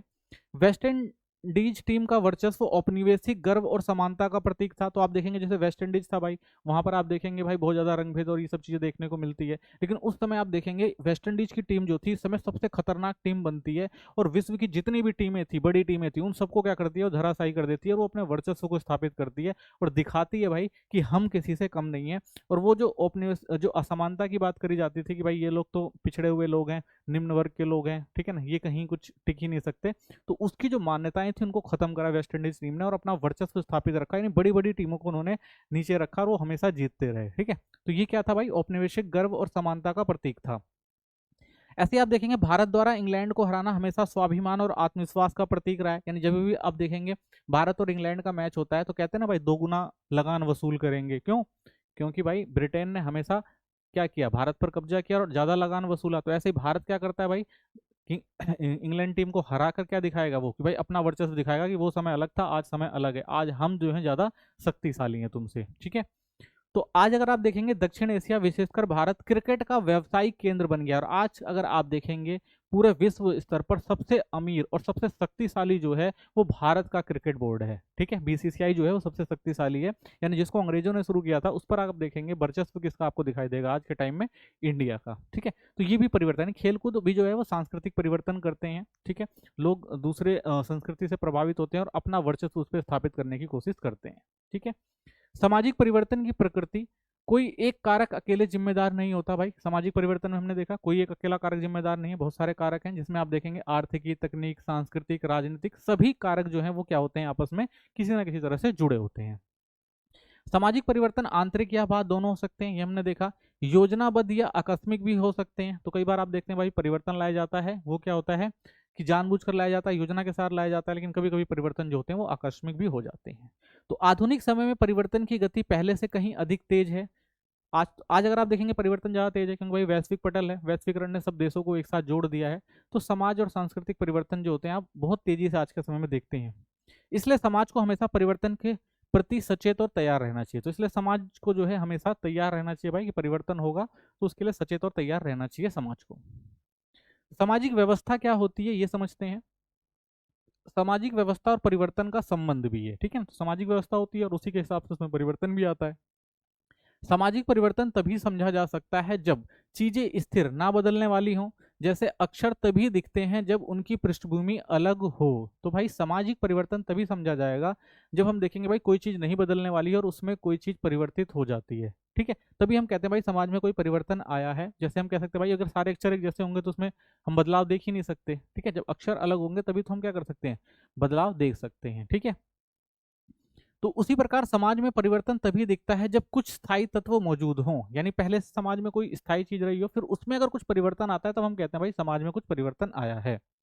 तो सामाजिक व्यवस्था जो होती है वो समाज की वह स्थिर प्रणाली है जो परिवर्तन को नियंत्रित या रोकती है, नियंत्रित करती है। तो सामाजिक व्यवस्था यही है कि भाई जो सामाजिक व्यवस्था बनाई गई है वो वैसे की वैसी बनी रहे, उसमें कोई परिवर्तन ना आए। तो सामाजिक व्यवस्था का काम क्या है, तो यही है भाई कि जो प्रणाली है उसको स्थिर बना के रखा जाए और नियंत्रित करके रखा जाए कि उसमें कोई परिवर्तन ना आए, ठीक है। इसलिए क्या बनाया गया था, एक सामाजिक व्यवस्था बनाई गई थी या सोशल सिस्टम बनाया गया था। समाज परिवर्तन को क्यों रोकता है, तो देखिए समाज को अपनी स्थिरता बनाए रखनी होती है, क्योंकि भाई अगर समाज अपनी स्थिति को स्थिर नहीं बना के रखेगा तो वो समाज में अगर परिवर्तन आ जाएगा तो वो समाज नहीं रहेगा जिसकी उन्होंने कल्पना की है। तो इसके लिए आवश्यक है कि लोग नियमों और मापदंडों का पालन करें। तो इसलिए देखते हैं बहुत सारे हर समाज में एक नियम और मापदंड बनाए जाते हैं, ठीक है। क्रियाओं के परिणाम पुनर्अनुमानित होते हैं और अगर उसके बाद भी कोई करता है तो उसके परिणामों को पहले से ही बता दिया जाता है। भाई अगर आपने इन नियमों और मापदंडों का उल्लंघन किया समाज में तो आपको उसका परिणाम भुगतना पड़ेगा। तो इसलिए समाज स्वाभाविक रूप से परिवर्तन का विरोध करता है, ठीक है। तो सामाजिक परिवर्तन को क्या किया जाता है भाई, स्वाभाविक रूप से रोका जाता है कि परिवर्तन ना आए ताकि समाज का संतुलन ना बिगड़े। सामाजिक स्तरीकरण और परिवर्तन का विरोध होता है इसके अंदर अगर आप देखेंगे तो समाज असमान होता है। कुछ लोग अमीर, कुछ गरीब, कुछ शक्तिशाली, कुछ कमजोर। जिनके पास धन और शक्ति है वो यथाथा स्थिति बनाए रखना चाहते हैं। तो एक समाज में आप देखेंगे कि भाई उच्च वर्ग का तबका होता है जिसके पास पैसे होते हैं, संसाधन होते हैं, तो वो चाहता है भाई वो चीज हमेशा उसके पास रहे, किसी और के पास ना जाए। तो वो परिवर्तन होने ही नहीं देना चाहता समाज में। शोषित वर्ग परिवर्तन चाहते हैं क्योंकि उन्हें समानता चाहिए, इसलिए अमीर और प्रभावशाली वर्ग सामाजिक परिवर्तन का विरोध करते हैं, ठीक है। तो आप देखेंगे भाई जो गरीब है, शोषित वर्ग है, वो तो परिवर्तन चाहेगा, लेकिन जो अमीर वर्ग है और जिसके पास सत्ता है वो कभी भी उसको बदलना नहीं चाहेगा, ठीक है। ताकि समाज में परिवर्तन आएगा तो उसका महत्व घट जाएगा। तो ये चीज हमें देखने को मिलती है समाज में। सामाजिक व्यवस्था कैसे बनी रहती है, तो भाई समाज व्यवस्था को दो तरीके से बनाए रखा जाता है। सबसे पहला स्वेच्छा से पालन करने, लोग खुद नियम बनाते हैं, ठीक है। तो समाज में भाई बदलाव ना आए इसके लिए क्या किया जाता है, स्वेच्छा से पालन करने के लिए ऐसे नियम बना दिए जाते हैं और बाध्य किया जाता है लोगों को भाई इसको माने, ठीक है, ताकि समाज में परिवर्तन ना आए। दूसरा क्या तरीका होता है भाई, बलपूर्वक पालन, लोगों को नियम मानने के लिए दबाव डाला जाता है। और दूसरा क्या होता है भाई, बलपूर्वक, अगर किसी ने समाज में परिवर्तन लाने की कोशिश करी तो उस पर बल का प्रयोग किया जाएगा, उसे दंड दिया जाएगा, ठीक है, ताकि वो समाज में अलग व्यवस्था ना बनाने की कोशिश करें। तो इस समाज में इन दोनों का मिश्रण होता है। तो हर समाज में आप देखेंगे इन दोनों चीजों का आपको मिश्रण देखने को मिलता है। एक तो भाई स्वेच्छा से पालन करने के लिए कहा जाएगा, पालन करो, अगर नहीं किया गया तो उनको दंड दिया जाएगा। समाजीकरण की भूमिका, तो समाजीकरण वह प्रक्रिया है जिससे व्यक्ति समाज के मूल्य और नियम सीखता है। तो समाजीकरण क्या बताता है भाई, व्यक्ति को समाज के क्या मूल्य हैं, क्या नियम हैं, ये बताने का काम करता है। यह सामाजिक व्यवस्था बनाए रखने में मदद करता है, लेकिन यह पूर्ण नहीं है। व्यक्ति हमेशा सहमत नहीं रहता, समय और अनुभव से उसकी सोच बदल जाती है। तो भाई किसी को आप क्या कब तक दबाव में डाल सकते हैं, कब तक रख सकते हैं। जैसे व्यक्ति समय बदलता है, व्यक्ति का जो है विचार बदलते हैं और वो उन चीजों से प्रभावित होता है जो उसको समाज में समानता की तरफ ले जाते हैं। तो वो पुरानी विचारों को छोड़ता है, पुराना जो समाजीकरण है उस ढांचे को तोड़ने की कोशिश करता है और समाज में परिवर्तन लाने की कोशिश करता है, ठीक है। तो समय के साथ साथ उसमें परिवर्तन आप देखते ही हैं। तो इसलिए समाज को लगातार नए सिरे से व्यवस्था बनाए रखनी पड़ती है। तो इसलिए समाज भी क्या करता है भाई कि व्यवस्था ऐसी बना के रखता है ताकि उसमें कोई परिवर्तन ना आए, ठीक है। शक्ति, पावर और प्रभाव, शक्ति का मतलब किसी से मनचाहा काम कराने की क्षमता होती है। जब शक्ति नियमित और स्थायी रूप से काम करती है तो वो प्रभावशाली बन जाती है। तो शक्ति का मतलब क्या है भाई, अगर आपके पास कोई पावर है, आप दूसरों को कंट्रोल कर सकते हैं, ठीक है ना, और अपने हिसाब से ढाल सकते हैं। तो इसका मतलब क्या है, ये शक्ति क्या डालती है, आपको प्रभावित करती है और आप दूसरों पे उसका प्रभाव डालते हैं। शक्तिशाली वर्ग संस्थाएं समाज में स्थिरता बनाए रखती हैं, तो जो भी शक्तिशाली वर्ग और संस्थाएं वो तो चाहेंगे भाई समाज में स्थिरता रहे, जैसा समाज चल रहा है वैसे ही चलता रहे। यह प्रभाव सामान्यतः सहज दिखाई देता है, यानी बिना टकराव के। तो आप देखेंगे भाई ज्यादातर लोग जो होंगे समाजीकरण को मानते हैं, एक सामाजिक व्यवस्था को मानते हैं, तो इसलिए आप देखेंगे यहाँ पे आपको टकराव जो है वो कम दिखाई देगा, लोग सहजता से इस चीज को स्वीकार भी करते हैं समाज में। उदाहरण, महिलाएं अक्सर अपने संपत्ति अधिकार का दावा नहीं करती, तो आपने देखा होगा भी समाज में जो महिलाएं होती हैं वो जो पिता की संपत्ति होती है उसमें दावा नहीं करते। क्यों नहीं करते? क्योंकि पृष्ठात्मक मापदंडों को स्वाभाविक मान लेती हैं, क्योंकि भाई जो एक पृष्ठात्मक मापदंड बनाए गए हैं शुरू से हमें, तो महिलाओं ने क्या कर लिया, उनको स्वीकार कर लिया, तो इसलिए वो इन सब चीजों में नहीं पड़ती। तो इसे बाध्य सहयोग कहा जाता है। तो ये क्या होता है भाई, बाध्य सहयोग होता है, यानी पहले से जो विचारधाराएं बनी आई हैं और जो चीजें समाज में स्थापित कर दी गई हैं, उनकी मान्यताएं बहुत जटिल होती हैं, ठीक है, उनको तोड़ना आसान नहीं होता, तो इसे लोग क्या करते हैं, उसमें सहयोग करते हैं, तो उसे क्या कहा जाता है, बाध्य सहयोग। प्रभाव, सत्ता और कानून क्या होता है? तो देखिए, प्रभाव तब होता है जब कोई व्यक्ति या समूह दूसरे को अपनी बात मानने के लिए प्रेरित करता है, ठीक है। प्रभाव का मतलब भाई आप किसी से प्रभावित, अगर उसने कोई बात कही तो आपने उस बात को मान लिया, तो यही क्या होता है, प्रभाव होता है। हालांकि ये असमान संबंध जैसे अमीर गरीब या ऊंच नीच के बीच पर आधारित होता है, फिर भी लोग इसे स्वीकार करते हैं क्योंकि ये उन्हें किसी ना किसी रूप से सही या उचित लगता है। तो ज्यादातर आप देखेंगे भाई अमीर गरीब जो होता है या ऊंच नीच होते हैं, कि जो ऊंचे और नीच की जो विचारधारा होती है, तो उसमें आप प्रभाव ज्यादा देखेंगे, यानी अमीर जो कहेगा गरीब को मानना पड़ेगा, ऊंची जाति के लोग जो कहेंगे वो नीची जाति के लोग जो होते थे उनको मानना पड़ता था। तो ये क्या होता था, प्रभाव, ठीक है, बेशक से वो उससे सहमत ना हो, लेकिन उनको क्या करना पड़ता था, वो चीजें माननी पड़ती थी उनके प्रभाव के कारण। वैधता क्या होती है?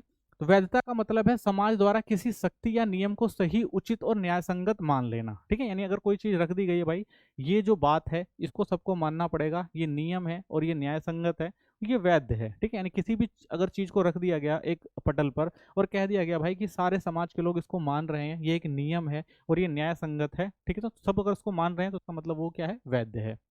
जो चीजें वैध मानी जाती हैं इन्हें लोग स्वेच्छा से मानते हैं, क्योंकि वे समाज के मापदंडों और न्याय के सिद्धांतों से मेल खाती है, ठीक है। तो भाई लोगों ने क्या किया भाई, स्वेच्छा से उसे स्वीकार कर लिया है, क्योंकि समाज में जो भी मापदंड बनाए गए हैं वो बिल्कुल सबको सही और न्याय संगत लगते हैं, तो वो चीज वैध हो ही जाती है।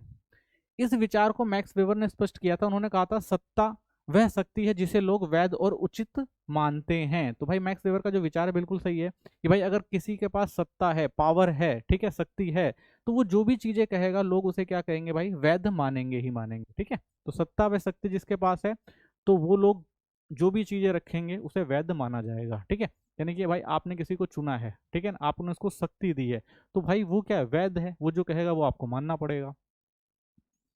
सत्ता क्या होती है? सत्ता वह शक्ति है जो कानूनी रूप से स्वीकृत होती है। तो सत्ता का मतलब भाई कानूनी रूप से वो स्वीकृत है, वो जो चाहेगा वो कर सकता है।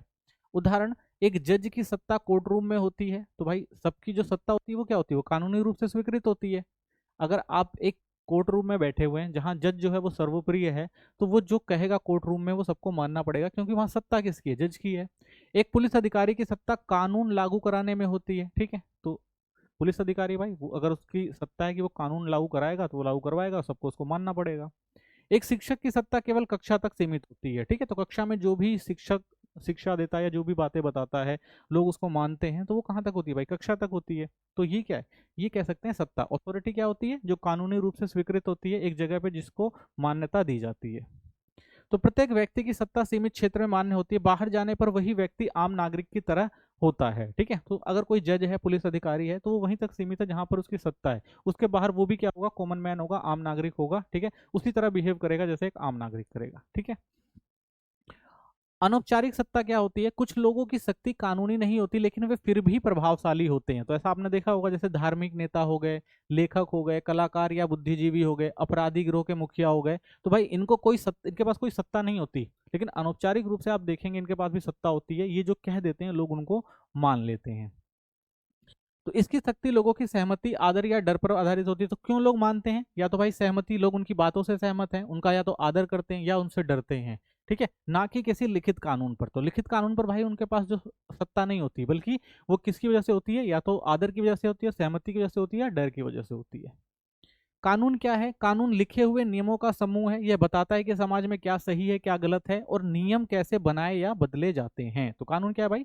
नियमों का समूह है कि एक समाज कैसे चलेगा, उस समाज में क्या सही है क्या गलत है, उसके आधार पर ही लोगों को चलना पड़ता है, तो वो क्या होते हैं, नियम होते हैं। लोकतांत्रिक देशों में कानून चुने हुए प्रतिनिधियों द्वारा बनाए जाते हैं। तो एक लोकतांत्रिक देश है तो वहाँ पे कानून कौन बनाएगा? जो भी चुने हुए जो प्रतिनिधि हैं, जो लोगों द्वारा चुने जाते हैं, वो कानून बनाते हैं। कानून सभी नागरिकों पर समान रूप से लागू होता है, चाहे वे इससे सहमत हो या ना हो। यानी कोई कानून बनाया गया है एक जगह पर, एक समाज में कोई नियम बनाए गए हैं तो वो सबको मानने पड़ते हैं, ठीक है, चाहे वो उससे सहमत हो या ना सहमत हो।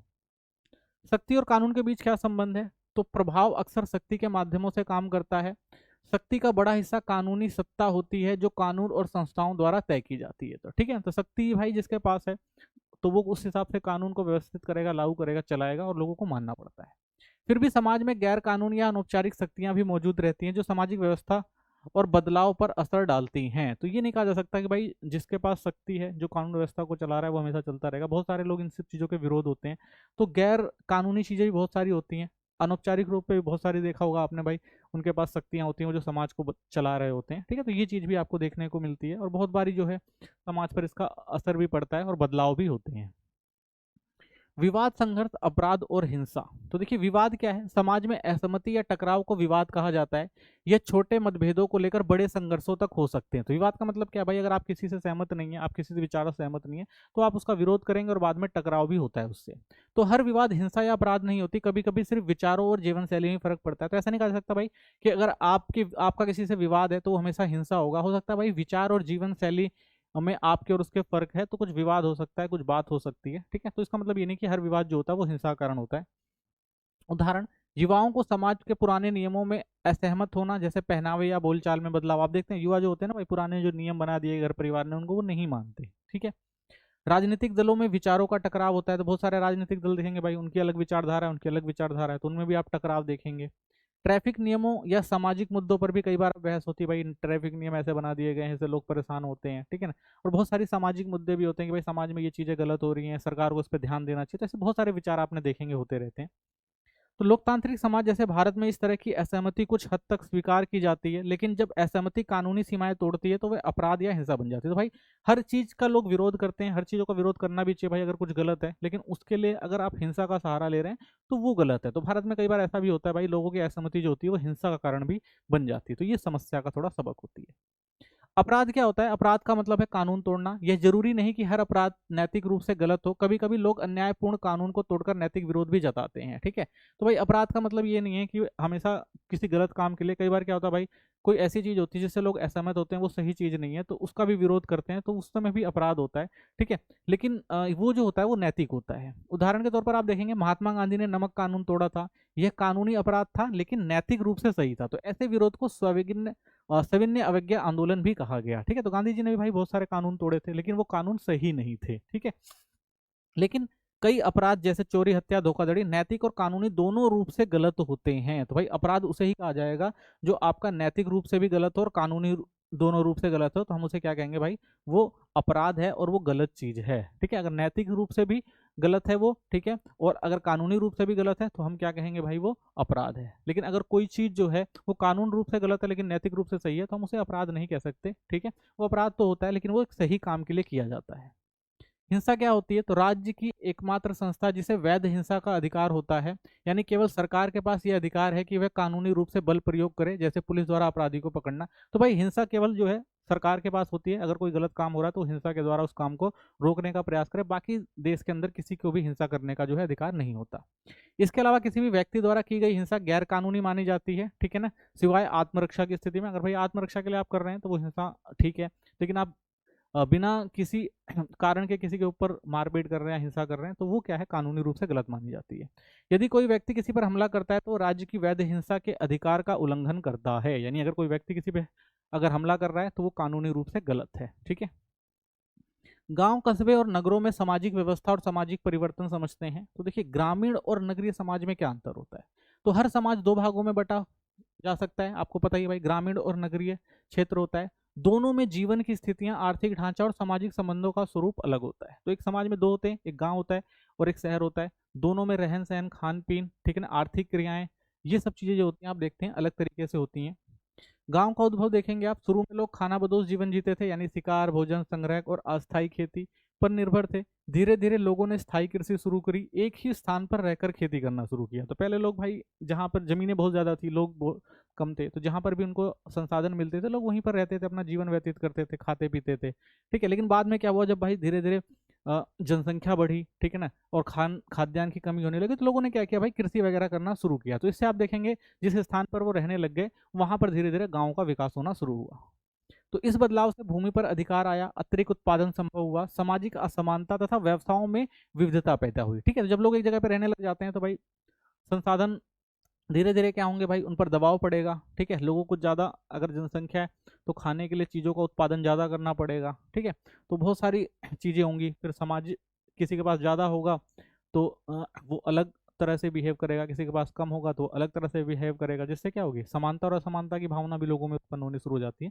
तो एक नए बदलाव उस समय आप देखेंगे गाँव में होते हैं।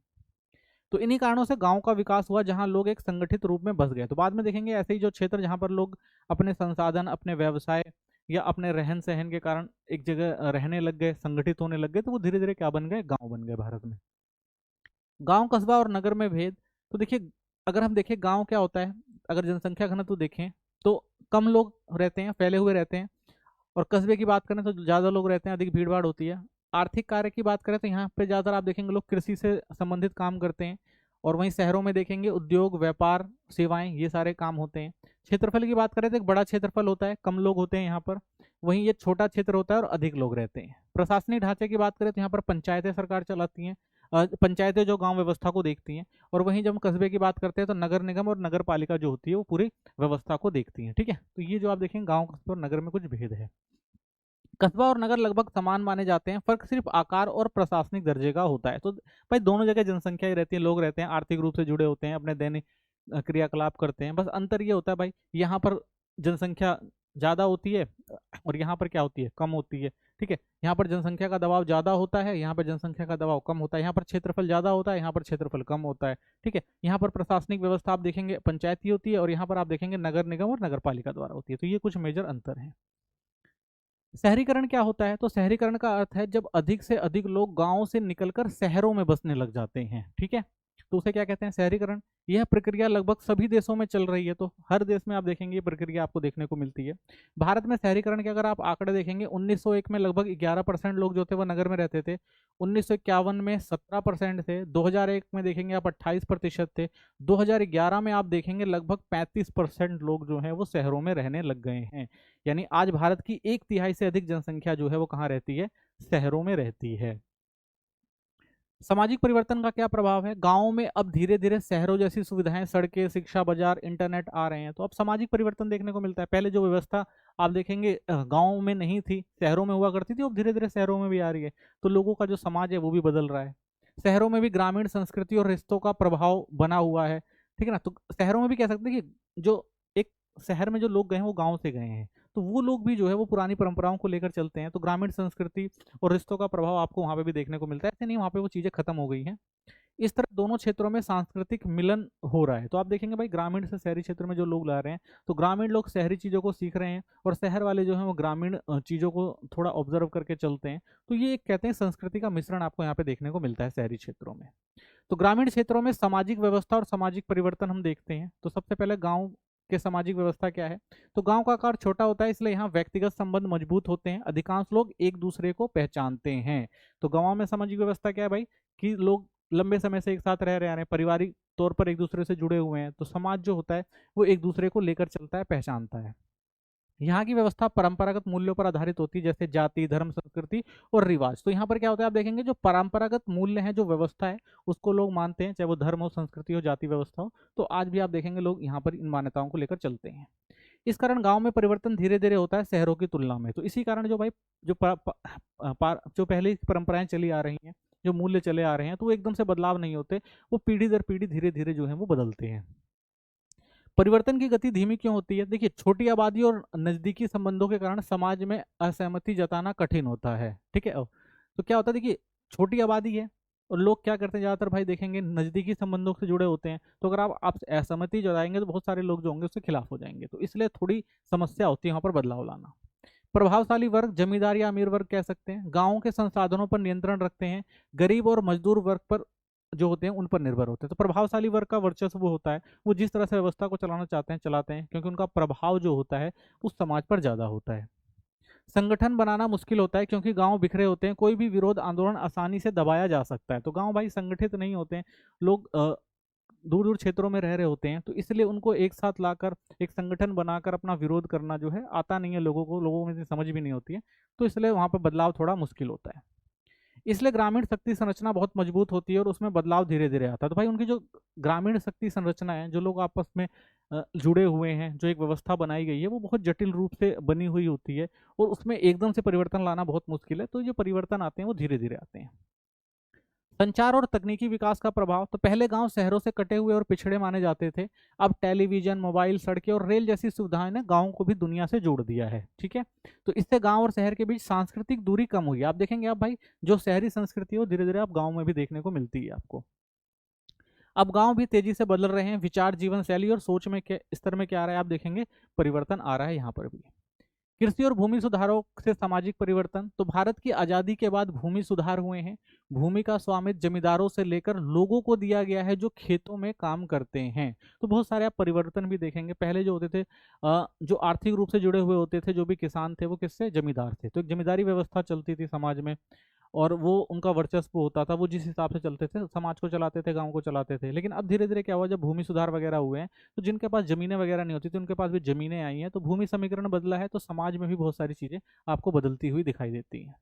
तो इससे मध्यवर्ती जातियां मजबूत हुई हैं। इन जातियों ने आर्थिक और राजनीतिक ताकत भी हासिल करी है। ठीक है, तो जब लोग क्या होते हैं भाई, आर्थिक रूप से संपन्न होना शुरू होते हैं, तो राजनीतिक पर भी उनका क्या होता है, प्रभाव पड़ता है। तो एक नई चीज यहाँ पर आपको देखने को मिलती है।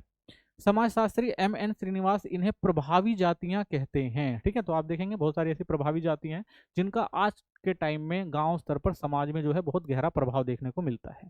तो आज कुछ जगहों पर निम्न जातियां भी अपने अधिकारों के लिए संघर्ष कर रही हैं, वहीं पे बहुत सारी ऐसी भी जातियां भाई निम्न जातियां हैं, आज भी उनका बुरा हाल है। तो वो क्या कर रहे हैं भाई, अपने विकास के लिए, अपने जो सामाजिक दर्जा पाने के लिए आज भी वो संघर्ष कर रहे हैं। जैसे आंध्र प्रदेश, बिहार, उत्तर प्रदेश, तमिलनाडु आदि में बहुत सारे आप सामाजिक आंदोलन होते हुए देखते हैं। जो निम्न जाति के लोग हैं उनको समाज में दर्जा नहीं दिया गया है, उनका विकास नहीं हो पा रहा है, तो बहुत सारे लोग आपको आंदोलन करते हुए दिखाई देंगे। तकनीक और आर्थिक परिवर्तन, तो नई मशीनें और आधुनिक खेती से उत्पादन बढ़ा है, लेकिन मजदूरों की जरूरत कम हुई है। तो उत्पादन बढ़ गया है भाई, मजदूरी जो है वो कम हुई है। तो इससे जमींदार मजबूत संबंध बदल गए हैं और नए आर्थिक संघर्ष पैदा हुए हैं। तो अब क्या होता है भाई, पहले जिनके पास जमीनें ज़्यादा थी वो मजदूरों से काम करवाते थे, मशीनें वगैरह आ गई हैं तो उनसे काम करवाते हैं। तो अब वो जो पहले अगर आप देखेंगे जो मजदूर वगैरह होते थे वो आर्थिक रूप से जुड़े हुए होते थे किससे, जमींदार से। ठीक है, और उनसे एक वफादार वर्ग हुआ करता था, उनके हिसाब से चलता था। लेकिन अब जब ये चीज़ें बदली हैं तो अब उनका जो रिश्ता जो था वो भी क्या है, आप देखेंगे बदल गया है।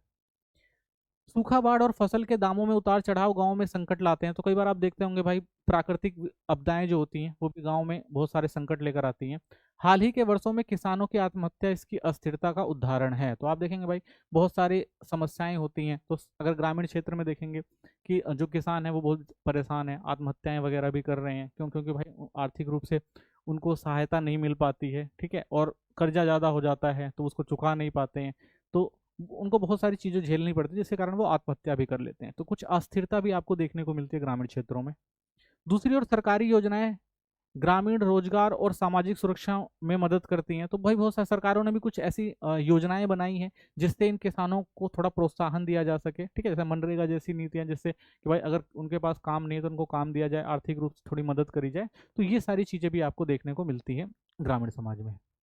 नगरीय क्षेत्रों में सामाजिक व्यवस्था और सामाजिक परिवर्तन, तो देखिए नगरीय अगर क्षेत्रों की बात करते हैं तो नगरों की उत्पत्ति जो है, नगर बहुत प्राचीन काल से मौजूद थे। ऐसा नहीं कि भाई नगर अभी विकसित हुए हैं, प्राचीन समय से व्यापार होता आया है तो नगर भी रहे हैं।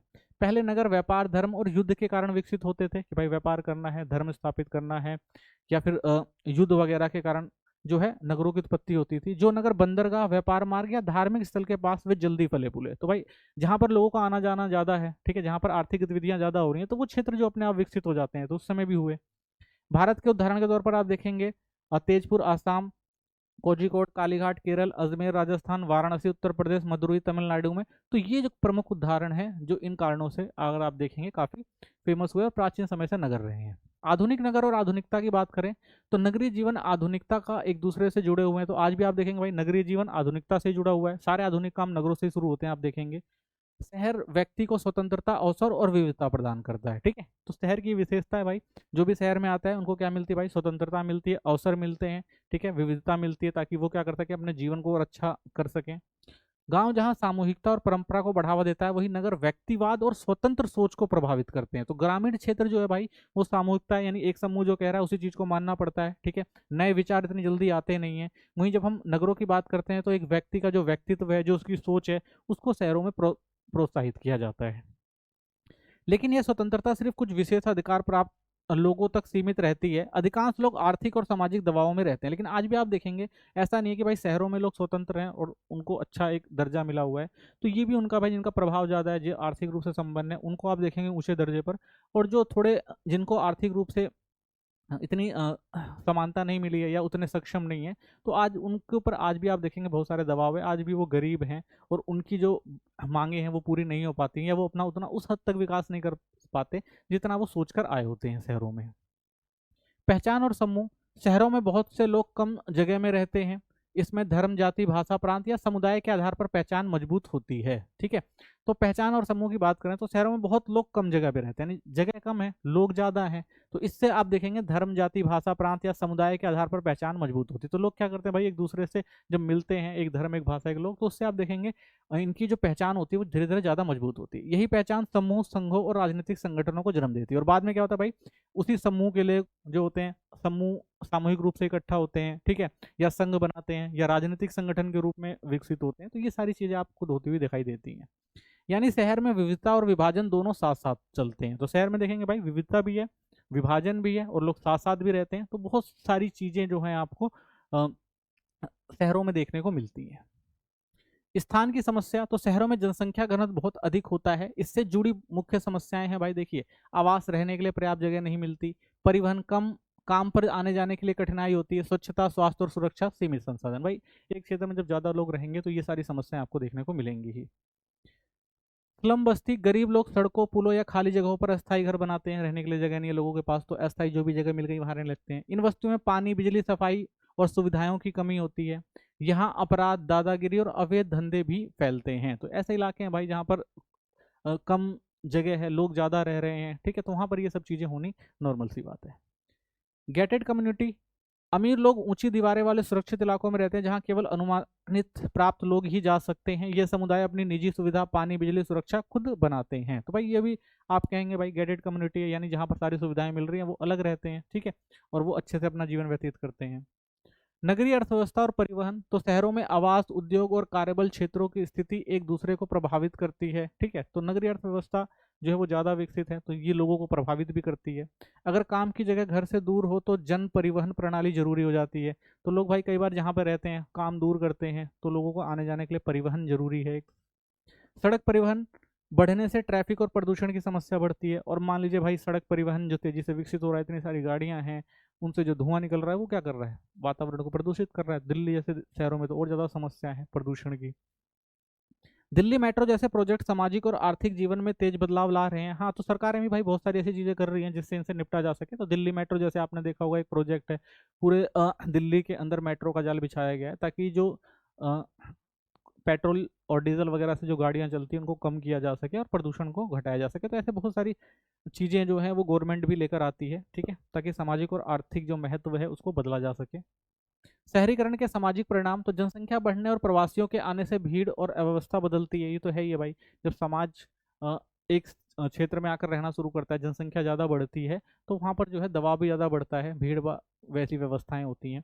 भूमि की कीमतें बढ़ने से गरीबों का विस्थापन होता है। तो भाई भूमि की कीमतें बढ़ेंगी, जो गरीब लोग हैं वहाँ पर टिक नहीं पाएंगे। कुछ शहरों में पुराने इलाकों का पुनर्विकास हुआ, जहां गरीबी की जगह मध्यम और उच्च वर्ग बसने लग जाते हैं। तो भाई शहर जो होते हैं वो भी विकसित होते हैं, जिनके पास पैसा होता है, संसाधन होता है, वो लगाते हैं वहां पर बसना शुरू कर देते हैं। जो गरीब होते हैं वहां से विस्थापित हो जाते हैं।